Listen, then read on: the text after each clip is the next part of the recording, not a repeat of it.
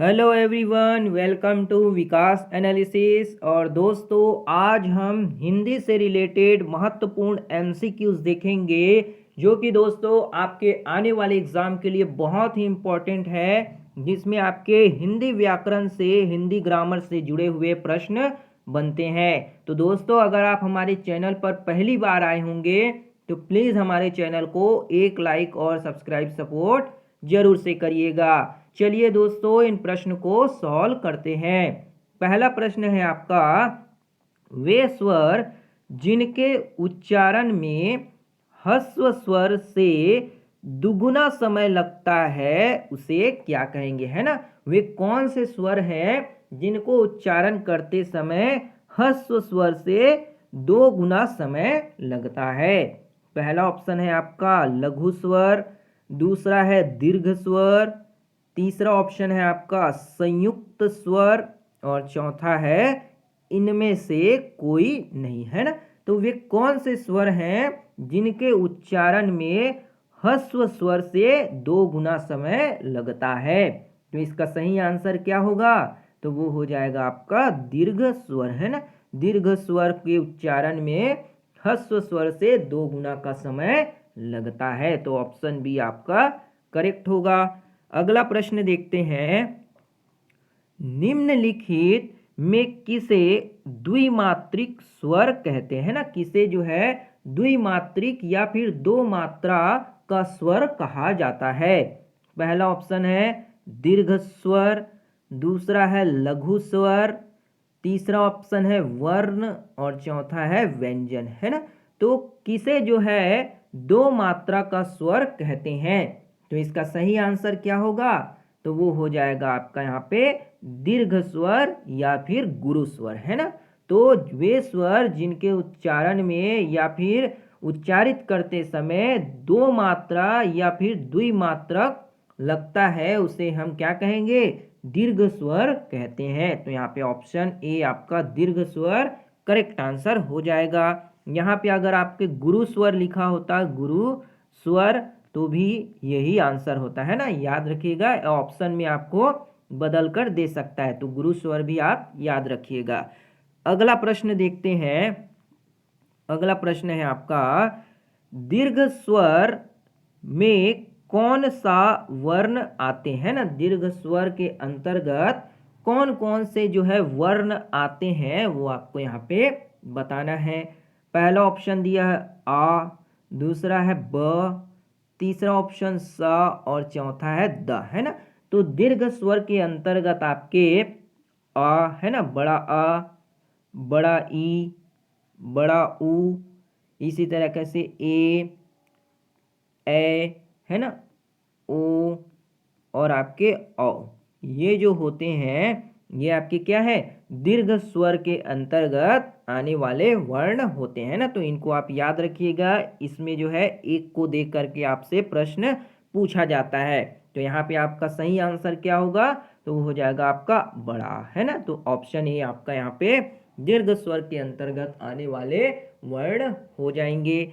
अगला प्रश्न देखते हैं। अगला प्रश्न दिया गया है आपका यहाँ पे, जिह्वा की प्रयोग के आधार पर स्वर कितने प्रकार से बांटे गए हैं ना। जिह्वा के प्रयोग के आधार पर जो है वो स्वर को कितने प्रकार से जो है बांटे गए हैं वो आपसे यहाँ पे पूछा जा रहा है। पहला ऑप्शन दिया है आपका 1, दूसरा ऑप्शन दिया है आपका 2, तीसरा ऑप्शन 3, चौथा ऑप्शन दिया है आपका 5, है ना। तो जिह्वा के प्रयोग के आधार पर जो है वो स्वर को कितने प्रकार से बांटा गया है आपसे यहाँ पे पूछा जा रहा है। तो इसका सही आंसर क्या हो जाएगा, तो वो होगा आपका यहाँ पे 3, है ना। जिह्वा में प्रयोग के आधार पर जो है स्वर को 3 प्रकार से यहाँ पे बांटा गया है। तो यहाँ पे आपका ऑप्शन नंबर सी जो होगा 3 यहाँ पे करेक्ट आंसर हो जाएगा। अगला प्रश्न देखते हैं। अगला प्रश्न दिया है आपका यहाँ पे, जिन स्वरों के उच्चारण में जीभ का अग्रभाग काम करता है ना, कौन से स्वर हैं जिनके उच्चारण में जो है जीभ का अग्रभाग है ना, जीभ का अग्रभाग काम करता है, उसे हम क्या कहेंगे? पहला ऑप्शन है आपका मध्य स्वर, दूसरा ऑप्शन है आपका अग्र स्वर, तीसरा ऑप्शन दिया है आपका पश्च स्वर, और चौथा है इनमें से कोई नहीं, है ना। तो जिन स्वरों के उच्चारण में जीभ का केवल अग्रभाग यानी कि सामने वाला जो जीभ का भाग है वो काम करता है, उसे हम कौन से स्वर के अंतर्गत रखेंगे? तो इसका सही आंसर क्या होगा? तो वो हो जाएगा आपका अग्र स्वर, है ना। क्या होगा? अग्र स्वर आपका यहाँ पे करेक्ट आंसर हो जाएगा। अगला प्रश्न देखते हैं। अगला प्रश्न दिया है आपका यहाँ पे, निम्नलिखित में कौन सा अग्र स्वर का उदाहरण है ना। कौन सा जो है आपके अग्र स्वर का उदाहरण है वो आपको यहाँ पे बताना है। पहला ऑप्शन है अ, दूसरा है ई, तीसरा ऑप्शन दिया है आपका ब, और चौथा दिया है आपका क। तो कौन सा जो होगा वो आपके अग्र स्वर का उदाहरण होगा वो आपको यहाँ पे बताना है। तो इसका सही आंसर क्या हो जाएगा? तो वो होगा आपका यहाँ पे क्या होगा? बड़ा ई, है ना। जो बड़ा ई होता है वो आपके अग्र स्वर के अंतर्गत आते हैं ना। कौन कौन से आते हैं चलिए देख लेते हैं। तो आपका छोटा ई, बड़ा ई, ए और ए, है ना। ये जो होते हैं आपके अग्र स्वर के अंतर्गत आने वाले उदाहरण, है ना। तो इनको आप यहाँ से है देख लीजिए, है ना, क्योंकि इस तरह से ऑप्शन में दे दिया जाता है और आपसे पूछा जाता है। तो यहाँ पे ऑप्शन बी ई जो होगा आपका करेक्ट आंसर हो जाएगा। अगला प्रश्न देखते हैं। अगला प्रश्न दिया है आपका, जिन स्वरों के उच्चारण में जीभ का मध्य भाग प्रयोग में आता है उसे कहते हैं ना। कौन से स्वर हैं जिनको उच्चारण करते समय जीभ का मध्य भाग प्रयोग में आता है उसे क्या कहेंगे, है ना। पहला ऑप्शन है मध्य स्वर, दूसरा है पश्च स्वर, तीसरा ऑप्शन है दीर्घ स्वर, और चौथा है अग्र स्वर, है ना। तो कौन से स्वर हैं जिनको उच्चारण करते समय जीभ का मध्य भाग प्रयोग किया जाता है ना। तो कौन से स्वर हो जाएंगे? वो होंगे आपके मध्य स्वर, है ना। मध्य स्वर जो होंगे आपके यहाँ पे करेक्ट आंसर होंगे, है ना। ध्यान रखिएगा मध्य स्वर की जगह कई बार जो है केंद्रीय स्वर भी दे दिया जाता है ना।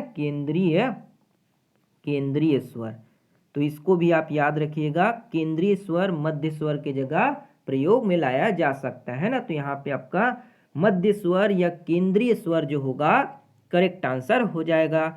अगला प्रश्न देखते हैं।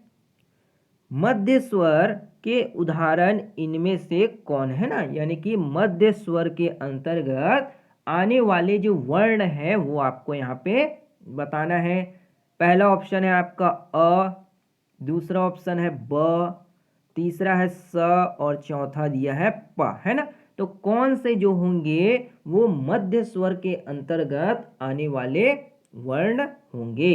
तो इसका सही आंसर क्या होगा? तो वो हो जाएगा आपका अ, है ना। अ जो होता है ये आपके मध्य स्वर के अंतर्गत आने वाले उदाहरण है।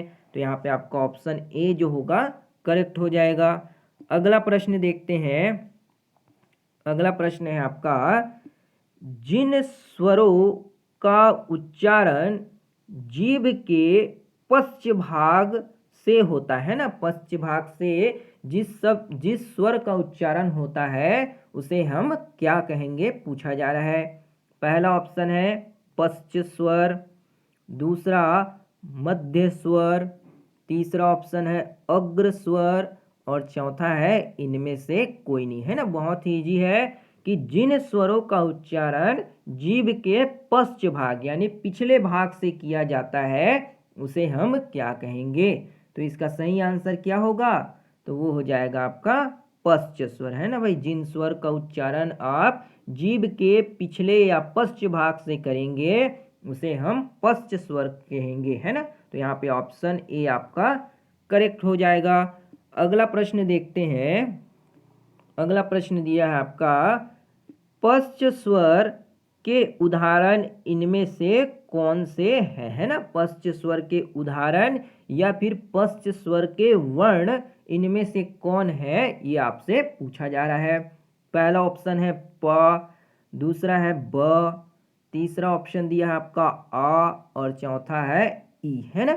तो पश्च स्वर के अंतर्गत आने वाले जो वर्ण होते हैं उनमें आपका बड़ा आ, है ना, आम का आ, उ, इसी तरीके से बड़ा उ, ओ और औ, है ना। ये जो होते हैं आपके पश्च स्वर के अंतर्गत आने वाले वर्ण होते हैं, है ना। तो यहाँ पे आपका सही आंसर क्या होगा, तो वो होगा आपका आ, है ना। ऑप्शन नंबर सी जो होगा आपका करेक्ट आंसर हो जाएगा। तो ये थी दोस्तों आपके हिंदी से रिलेटेड महत्वपूर्ण एमसीक्यूज जो कि दोस्तों आपके अक्सर एग्जाम में पूछे जाते हैं। तो दोस्तों उम्मीद करते हैं आपको ये प्रश्न जो होंगे समझ आए होंगे। अगर वीडियो बढ़िया लगा हो दोस्तों तो एक लाइक जरूर करिएगा, शेयर सपोर्ट सब्सक्राइब भी जरूर से करिएगा। मिलते हैं अगली वीडियो में, तब तक के लिए जय हिंद, वंदे मातरम।